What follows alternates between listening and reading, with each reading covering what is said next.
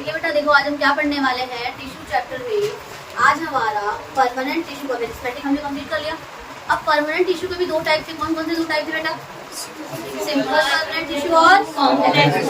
तो हम ना कॉम्प्लेक्स पाथवे करेंगे जिसमें हमें जाइलम ऑफ फ्लोएम वैल्यू पढ़ना है। तो आपने कभी ना कभी 7th वगैरह क्लास में आपने पढ़ रखा होगा। हम पहले क्या स्टार्ट करने वाले हैं? सिंपल परमानेंट टिश्यू, जिसके अंदर 3 कैटेगरी थी। इसके अंदर कौन कौन सी थी? पेरेन्काइमा, ऑलिगोकाइमा और स्क्लेरेन्काइमा।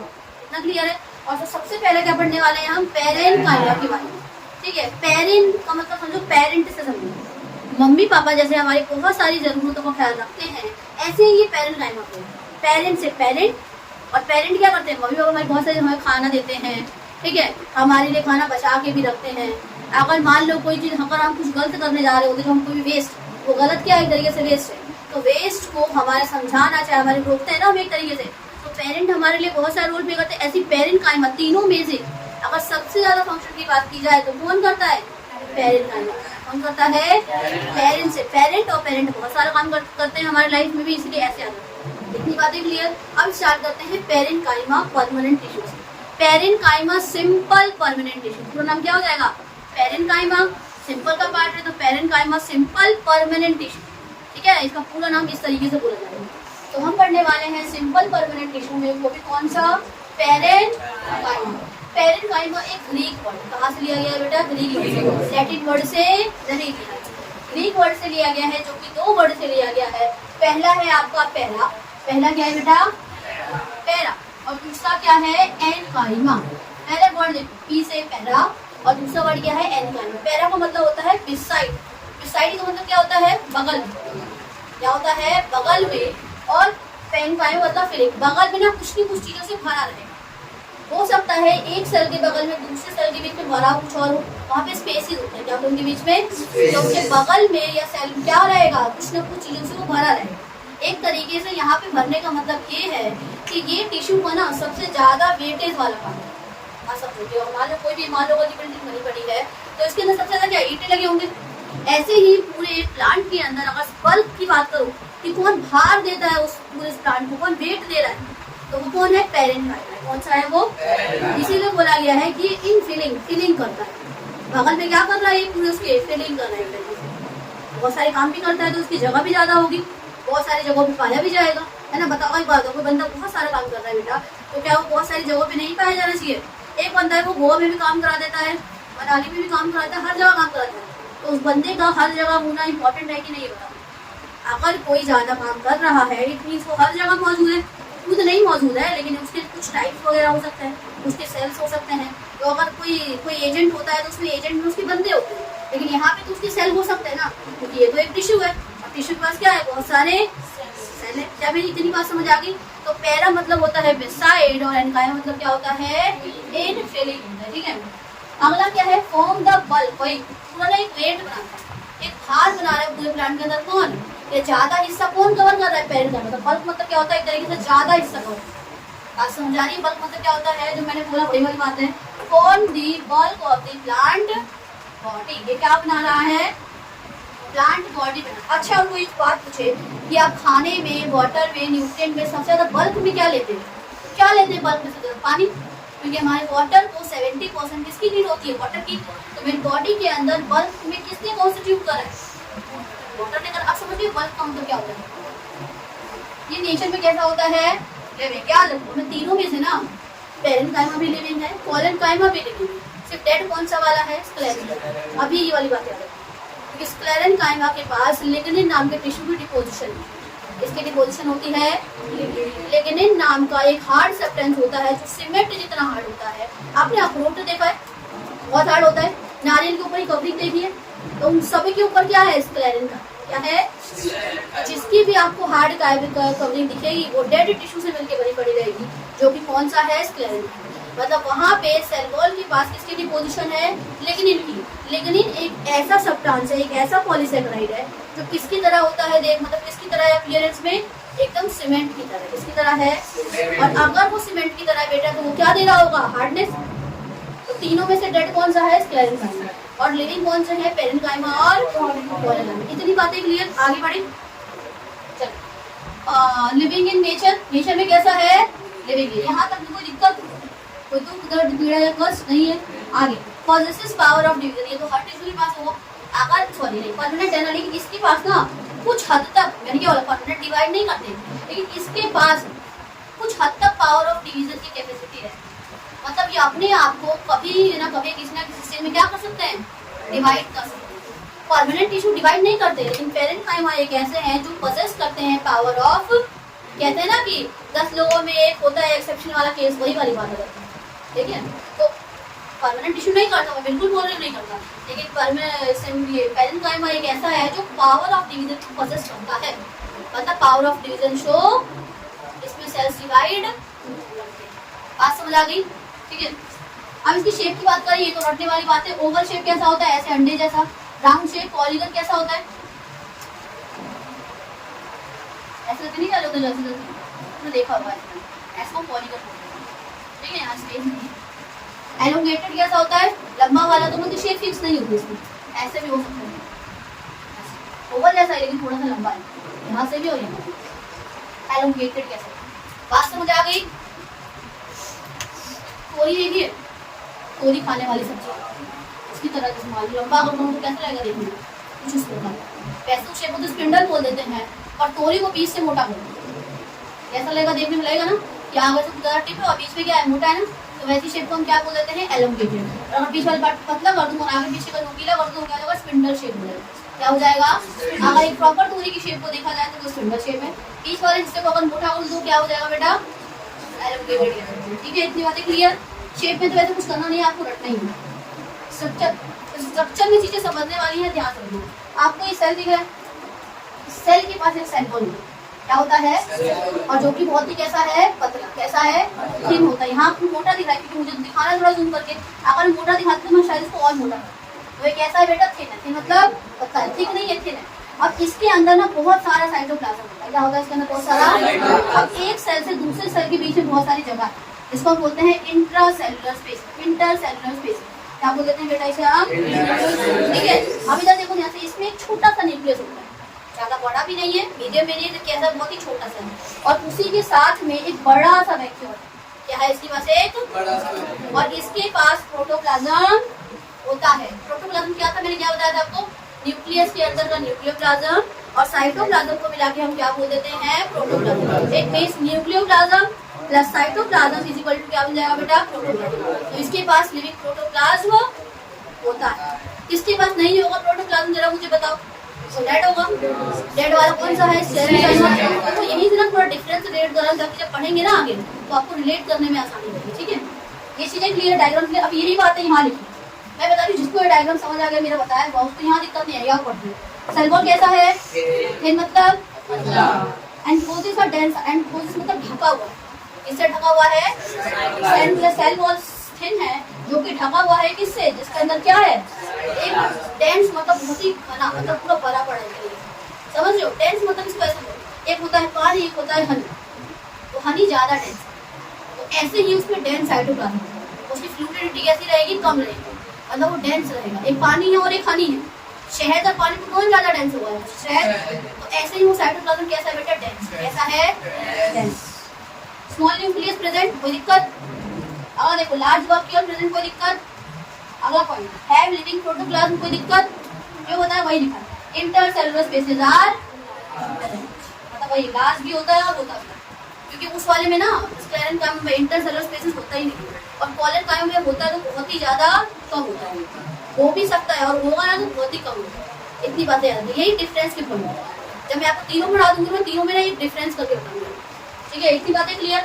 अच्छा, इस वाले सेक्शन में जो हमने हाफ करा है, half of code of this side, कोई डाउट है किसी को, कोई सा भी छोटा सा भी डाउट हो इसमें, क्योंकि तो बहुत इंपॉर्टेंट है। अभी लग रहा है मुझे समझ आएगा, लेकिन इस चैप्टर में आपको बहुत याद करो, ये वाली बात याद करो, अभी पढ़ो, फिर घर पे रिवाइज करो, फिर दोबारा रिवाइज करो, रिवाइज रिवाइज रिवाइज, यही सॉल्यूशन इस चैप्टर को याद करो। ठीक है, अकरेंस क्या है, कहाँ कहाँ वो पाया जाता है, द मोस्ट इंपॉर्टेंट टॉपिक। इसमें से क्वेश्चन सीबीएसई बोर्ड में बहुत बहुत बहुत पूछा है, एचपीएससी में भी आता है, लेकिन सीबीएसई में तो फेवरेट देखते हैं। पहला देखते हैं, वाइडली डिस्ट्रीब्यूटेड, मतलब वाइडली मतलब क्या होता है, पूरे बड़े स्तर पे फैला हुआ। किसी का बिजनेस अगर हर जगह हो, इंडिया में भी हो, अमेरिका में भी हो, मतलब हर जगह एक ना एक तो वाइडली डिस्ट्रीब्यूटेड हुआ ना एक तरीके से। अगर किसी का बिजनेस हर जगह स्प्रेड आउट है, हर एक कंट्री में है, तो वो वाइडली स्प्रेड डिस्ट्रीब्यूटेड है। तो ऐसे ही ये पूरे प्लांट में हर एक तरफ पाया जाता है। Widely distributed in plant body such as stem, root, leaf, सब कुछ तो कवर हो ही गया, बच्चा क्या बताओ। स्टेम में है ही, रूट में है ही, लीफ में है ही, फ्रूट में भी है और वेजिटेबल में भी है। क्या बचा फिर? वही बचा। इसीलिए बोला है पूरे देश में, जैसे मान लो मेरा बिजनेस होगा वो पूरे देश में फैला होगा तो वाइडली डिस्ट्रीब्यूटेड है। पूरे वाइड में मतलब पूरी दुनिया में, वर्ल्ड वाइड में फैला हुआ है। तो प्लांट के लिए पूरा वर्ल्ड क्या है, वो पूरी तो पूरी दुनिया रहेगी ना, तो हर जगह तो पाया जा रहा है। इसका मतलब क्या है, ये वाइडली डिस्ट्रीब्यूटेड है।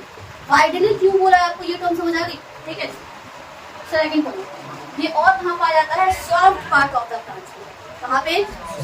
ऐसे प्लांट जो कैसे, मतलब ऐसे पार्ट जो सॉफ्ट है। वो यदि क्या सॉफ्ट है, टिश्यू और देखो यहाँ लिखा है कॉर्टेक्स ऑफ। अब कॉर्टेक्स क्या होता है? सपोज करो अगर आपका ये रूट है तो इसके आपको अंदर वाला हिस्सा दिखता है, इसको कॉर्टेक्स क्या बोलते हैं इसको? तो ये कॉर्टेक्स ऑफ रूट है। रूट के भले बाहर का हिस्सा हार्ड होगा लेकिन अंदर वाला हिस्सा कैसा रहता है बेटा? सॉफ्ट है। तो होता है कॉर्टेक्स ऑफ रूट, रूट का अंदर वाला हिस्सा एक तरीके से। तो वहाँ पे क्या पाया जाएगा? पेरेन्काइमा पाया जाएगा। बात समझ आ गई? अगला क्या है? Ground tissue of stem. Stem ना ऊपर से हार्ड होता है लेकिन नीचे से सॉफ्ट होता है। अब स्टेम को किसी भी गन्ने की पेड़ हो, किसी को भी छू के देखना, वो ऊपर से हार्ड होता चलेगा लेकिन नीचे वाला जो जमीन से अटैच है, ग्राउंड टिश्यू एक तरीके से बोल देते हैं। ग्राउंड टिश्यू अलग टाइप का भी होता है, वहां से वो कैसा रहेगा? सॉफ्ट रहेगा। कैसा रहेगा? सॉफ्ट। तो ग्राउंड टिश्यू। और अगला क्या है? मीजोफिलोस है। मेसोफिल सबको पता है, वो सेल जहाँ पे फोटोसिंथेसिस हो रखी होती है। तो मेसोफिल क्या है? वो पार्ट, वो green part of the plant जहाँ पे क्लोरोफिल पाया जाता है, उसी को हम क्या बोल देते हैं? Mesophyll of leaf. मेसोफिल क्या था? सेल था। तो कहाँ पाया जा रहा था? Green part of the plant के अंदर, जैसे लीफ के अंदर था, स्टेम के अंदर भी था, लेकिन लीफ के अंदर ज्यादा था क्योंकि वहाँ पे क्या हो रही थी बेटा? जहाँ जहाँ क्लोरोफिल रहेगी, जहाँ जहाँ फोटोसिंथेसिस हो रहा होगा, वहाँ पे कौन से सेल पाए जाएंगे? उस मेसोफिल सेल के भी अंदर क्या होता है? प्लास्टिड होता है। क्या होता है? प्लास्टिड के अंदर भी क्या होता है? तीसरे उसके तीनों पार्ट में क्लोरोप्लास्ट होता है। क्या होता है? तो क्या कराता है? फोटोसिंथेसिस। भूल गए थे चैप्टर? चलो देखिए, packaging tissue in xylem and phloem. Xylem और फ्लोएम में जो पैकेजिंग का काम है ना, जो पैकेजिंग टिश्यू रहेंगे, जो एक टिश्यू उसमें कोई ना कोई क्या कर रहा होगा? पैक करा रहा होगा, तो उसमें भी क्या पाया जाएगा? पेरेन्काइमा टिश्यू पाया जाएगा। आपको ये तीनों पॉइंट क्या करने हैं? याद करना। इतनी बातें क्लियर अच्छे से। अब फंक्शन पे आते हैं। फंक्शन स्टार्ट करूँ? ऊपर में कोई दिक्कत? कुछ बातें हैं वो आपको एज इट इज रखनी पड़ेगी। जैसे कॉर्टेक्स है तो कॉर्टेक्स ही लिख सकते हैं। बात समझ आ रही है? इधर पहला मैंने लिखा है फूड स्टोरेज सिस्टम। क्या लिखा है मैंने? ठीक है, फूड स्टोरेज सिस्टम की तरह काम करता है पेरेन्काइमा के सेल। कैसे करता है? आप आपने पोटैटो देखा है सबने? पोटैटो के अंदर वाला हिस्सा हम खाते हैं, उस अंदर वाले हिस्से के अंदर में स्टार्च होता है। क्या होता है? उस स्टार्च को बनाने का काम किसने करा है? पेरेन्काइमा ने करा। बात समझ आ रही है? तो फूड को बन गया होगा, बनाया फोटोसिंथेसिस, लेकिन उसको स्टोर कौन कर रहा है? पेरेन्काइमा ही सेल कर रहा है, स्टोर करा रहा है। अब उस आलू को अगर हम पका के खाएंगे तो हमें स्टार्च मिलेगा, हमें एनर्जी मिलेगी। तो जो पोटैटो है बेटा, उसके अंदर जो हमारा वो ट्यूबर मिलता है। ट्यूबर क्या होता है? पोटैटो को ट्यूबर बोल देते हैं। जब वो ग्रोइंग स्टेज में होता है एक तरीके से, पोटैटो का ही दूसरा नाम क्या है? ट्यूबर। ट्यूबर कुछ नहीं है, उसका निकला हुआ पार्ट रहेगा ना, उसको हम ट्यूबर बोलते हैं। और पोटैटो विद रूट को मिला के पूरा पोटैटो। ट्यूबर और पोटैटो में डिफरेंस है। ट्यूबर कुछ नहीं है, वो जो निकला हुआ पार्ट होगा ना ब्राउन सा, वो ट्यूबर होता है। और सब कुछ मिला के बन जाता है वो पोटैटो। जैसे रूट लग गया उसमें, निकाल रहे पूरा, तो वो पोटैटो रहता है। बात समझ आ रही है मेरी? जो हम खाते हैं वो ट्यूबर होता है। बात समझ आई? चलो देखिए, तो स्टार्च के अंदर कहाँ पाया जाता है? स्टार्च कहाँ पाया जाता है? पोटैटो ट्यूबर के अंदर। इतनी बातें क्लियर? क्योंकि इसके अंदर क्या हो रहा है? पेरेन्काइमा सेल क्या करा रहे हैं? खाने को स्टोर करा रहे हैं। अगला देखो, गैसेस एक्सचेंज में हेल्प करता है, मतलब हवा को अंदर बाहर भी कराता है। अब एक सेल से दूसरे सेल के बीच में गैप है कि नहीं है? तो वो जो गैप्स है ना, वहाँ पे इंटरसेलुलर जो स्पेसेस है, वो हवा को अंदर बाहर करवाते हैं। ये इंटरसेलुलर स्पेसेस दिख रहा है आप लोगों को? ये किसमें हेल्प करेंगे? ऐसे अब सेल को, टिश्यू को हवा तो चाहिए, ऑक्सीजन वगैरह तो चाहिए ना काम करने के लिए। तो पेरेन्काइमा तो वैसे ही बहुत सारे काम करता है, तो क्या आपको गैसेस नहीं चाहिए? चाहिए। वो एक्सक्रीट आउट भी करेगा वेस्ट। तो लेने के लिए और निकालने के लिए कौन सा क्या चीज है उसके पास? Intercellular space. थर्ड पॉइंट देखो, स्टोर वेस्ट प्रोडक्ट। किसको वेस्ट स्टोर करता है? ये वेस्ट प्रोडक्ट। जैसे कि किसको? Gum spore, tannin spore, resin spore. याद रखो, टैनिन, गम्स, रेसिन और क्रिस्टल भी आता है। 4 नाम है यहाँ जगह इसमें बने लिखा।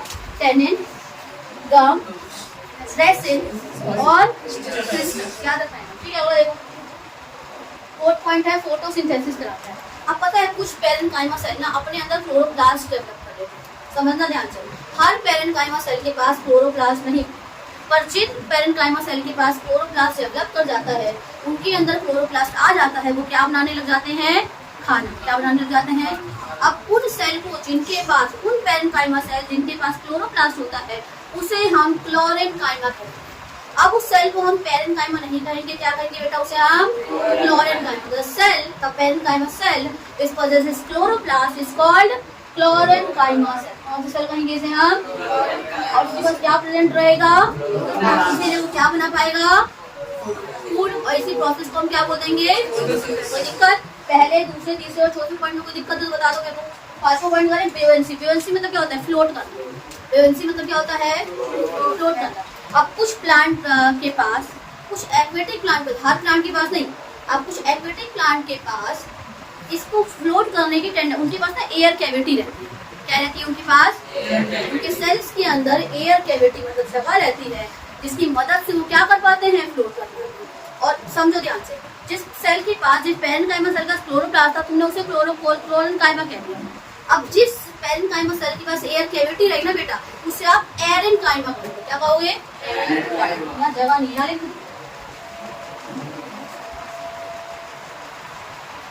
तो जिन सेल के पास बेटा एयर कैविटी रहती है, जिन एक्वेटिक प्लांट के एरेन्काइमा सेल के पास एयर कैविटी रहेगी और वो फ्लोट कराएंगे। बेवेंसी मतलब क्या है? Property of floating. तो जो फ्लोट कराएंगे उसे हम क्या बोल देंगे? एरेन्काइमा सेल है, और एरेन्काइमा टिश्यू भी कहेंगे। बात समझ आ गई?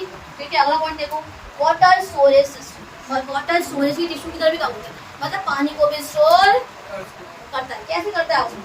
अब कुछ प्लांट ना, जैसे प्लांट होते हैं, उनके जो फ्लैशी पार्ट होता है, अब हर जगह डेजर्ट एरिया वाले प्लांट देख रहे हमने, cactus, succulent plant, open share देखा है? ऐसे करके देखा है? ऐसे करके होता है कैक्टस, ग्रीन कलर का ही होता है, देखा होगा सबने, देखा है ना? और कुछ ऐसे वाले भी होते हैं, एक के ऊपर एक करके लगे पड़े रहते हैं, देखा है? देखा होगा आपने हरे कलर का। तो ये तत्ती को कौन सा बड़ा दिखाते हैं, ठीक है? ये तो ये क्या है? Succulent plant. कैसे प्लांट है बेटा ये?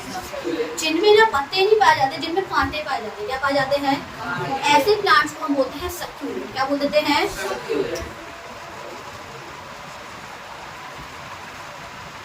क्या बोलते हैं प्लांट को? Succulent plant. अब इन सक्यूलेंट प्लांट में जो फ्लैशी पार्ट होता है, वो पानी को स्टोर करता है। क्या करता है? वो पानी को, बट अगर उसमें कांटे रहेंगे ना, वो किसको स्टोर करेगा? इतनी बातें क्लियर? पेरेन्काइमा में कोई दिक्कत? नेचर समझने में, स्ट्रक्चर समझने में, शेप एंड साइज समझने में, आकलन समझने में, फंक्शन समझने में कोई भी दिक्कत है? नहीं है ना?